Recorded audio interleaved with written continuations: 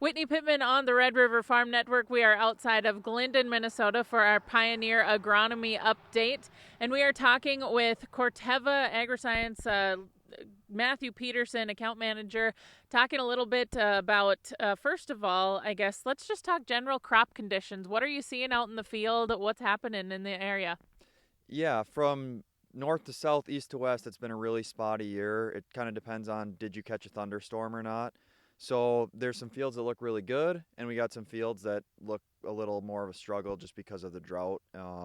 So things are kind of all over the board. We're starting to see small grains come off. Once again, yields have been spotty. Did you catch a rain or not? We're getting into sugar beet pre-lift soon, and corn and beans are getting into that final push where we could use a couple rains here in August to finish things off. And one of the things we've heard a lot about, we've had a lot of people talk about it, soybean insect right now is a hot topic. Yeah, we're seeing a scattering of everything. Soybean aphids, probably the most pressure we've seen since 2017 up in this area. We're also seeing some spider mites in the dry pockets and a lot of clover worms this year. So guys are really trying to scout their beans and stay ahead of them, probably till that R6 time frame when things aren't economical. But we've sprayed a ton of aphids from Corteva. We have a product called Ridgeback that was new last year, and that's been awesome on aphids. We've run into some supply challenges here. There's still some around, but other than that, we're using Transform as well, which is working really good on the aphids. And then guys are broadening out their insecticide sprays to pick up just different things like the mites and the clover worms as well. So what are some other things that people are doing as they're in their fields and just kind of evaluating things right now? Yeah, when we look out at soybean fields right now, especially, it's pretty easy to tell where our weed control systems did well or didn't. In these next few weeks, you'll see where the weeds start poking through the canopy. Did we use layered residuals? Did we make those timely applications on small weeds? Typically, water hemp and kochia are the two that we see coming through this time of year and might be giving us the most issues. So it's a good time to look back and see what do we need to change? Do we need to increase our pre-app? Do we need to put a lay-by? Do we need to spray our enlist earlier? Maybe tank mix a glufosinate in there, like Liberty, to really try and amp up that weed control. And I know we're standing in a soybean field here, but any issues with corn that you've been hearing so far this year? Yeah, so depending on the area, typically corn has been easier to control these weeds. We have a little more tools on the broadleaf side, but still a good time when you're out there to see if you missed anything on the headlands or if we got any weird weed issues. But one that's popped up more and more and is moving to the north is corn rootworm beetles.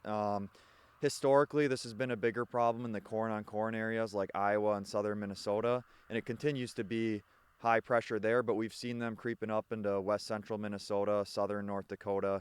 And it's a good time to look and see, do we have a big hatch going on? Are we going corn on corn? Do we need to be thinking about some different trait packages like Chrome, which offers more protection on those acres, getting that extra trait against corn rootworm beetles? And maybe we even need to, in a corn on corn situation, look at an in-furrow insecticide next year or a post application. So talking a little bit about, or maybe just touching on here briefly, corn. There's some things going on next week too as well. But what are some of the things happening there with corn and varieties? Yeah, so at Corteva, we're excited to be pushing into our next round of technology on corn, our next generation.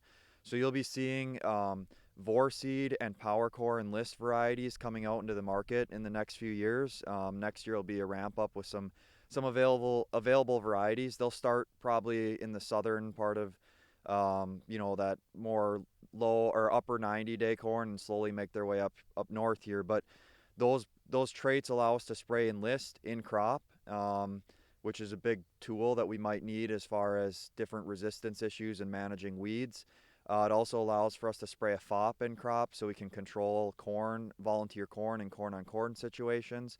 And then this gives us the next generation of corn rootworm control as well for these really tough areas where we're seeing corn rootworm issues year after year.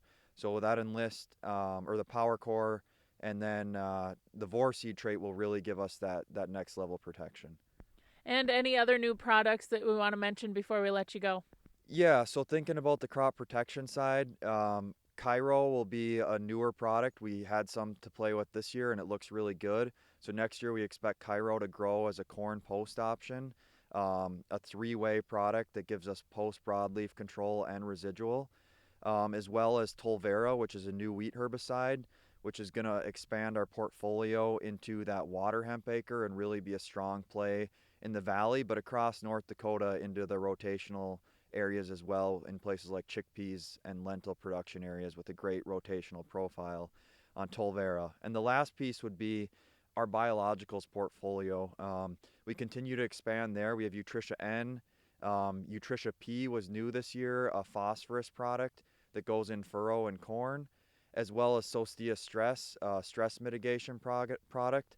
We're looking at all these. We're trying to battle test them in, growers' backyards, in our different plots and on-farm trials, so that we know where these pieces will fit and how they can complement current products being used. All right. Well, thank you so much for taking the time to meet with us and update us here. Again, Matthew Peterson joining us here on the Red River Farm Network for your Pioneer Agronomy Update.